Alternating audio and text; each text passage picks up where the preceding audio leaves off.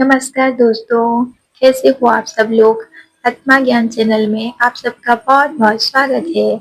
घर वालों के ज़्यादा मोबाइल यूज करने से बच्चों पर इसका क्या प्रभाव पड़ रहा है, इस टॉपिक पर आज का वीडियो है। यह कहानी है अंजलि मैम की, जो प्राइवेट स्कूल में इंग्लिश के टीचर थी और एक दिन वह अपनी क्लास में थी और उन्होंने क्लास में सारे स्टूडेंट को एक सरप्राइज टेस्ट दिया। उन्होंने कहा कि आपको एक टॉपिक पर जो है ऐसे लिखना है, कुछ लाइन लिखनी है और टॉपिक था माई विश, मेरी ख्वाहिश, कि मैं क्या चाहता हूँ। तो सारे बच्चों ने अपना अपना जवाब जो था आंसर शीट में लिख दिया। मैम को कॉपी सबमिट कर दी। मैम घर आ गई। घर आके कॉपी चेक कर रही थी और उनके हस्बैंड जो थे वो मोबाइल में लगे हुए थे, गेम खेल रहे थे, सोशल मीडिया चला रहे थे, बिजी थे। उनको पता भी नहीं था कि उनकी वाइफ जो है कॉपी चेक कर रही है, पास में बैठी हुई है। सब अपने अपने काम में व्यस्त थे।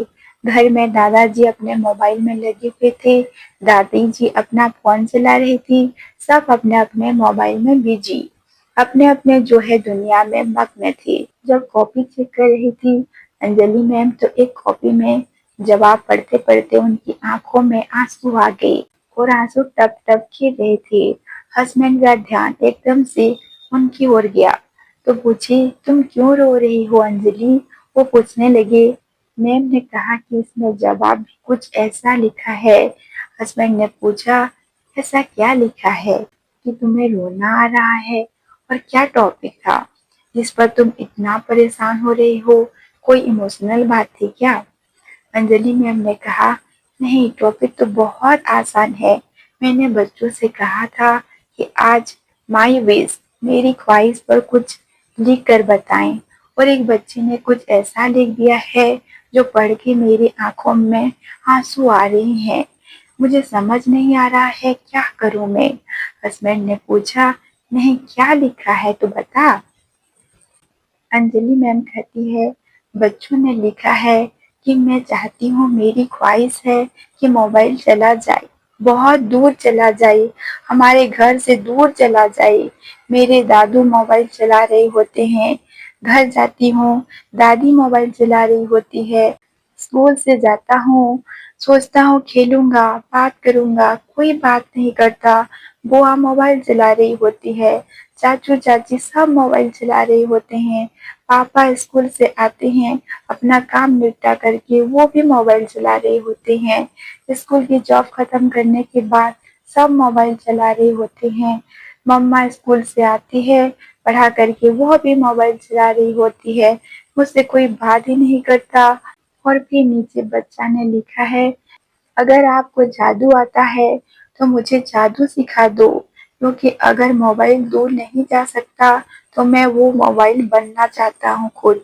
मैं वो मोबाइल बनना चाहता हूँ जो अपने दादू के पास रहे। मैं वो मोबाइल बनना चाहता हूँ जिससे दादी को प्यार है। मैं वो मोबाइल बनना चाहता हूँ जो बुआ, जिसमें दिन भर व्यस्त रहती है, जो स्कूल से आते हैं, अपना काम निपटा करके जैसे ही घर आते हैं, पापा जॉब से वो मोबाइल उठा लेते हैं। वो मोबाइल मैं बनना चाहता हूँ। मैं मोबाइल बनना चाहता हूँ कि आप मुझे ऐसा जादू सिखा देंगे। यह मेरी विश है, यह मेरा ख्वाहिश है। और ये बोलते बोलते मैं और जोर जोर से रो रही थी। हस्बैंड ने पूछा कि कैसा बच्चा है? बेचारा उनके घर वाले उनको टाइम नहीं देते हैं। तो पूछा, क्या नाम है बच्चे का? अंजलि मैम और रोने लगी, कहने लगी, गोलू ने लिखा है, अपना बेटा मनीष है, जो मेरा ही क्लास में मेरा स्टूडेंट है, और वह यह लिखा है कि उसके घर में कोई टाइम नहीं देता है, वो मोबाइल बनना चाहता है।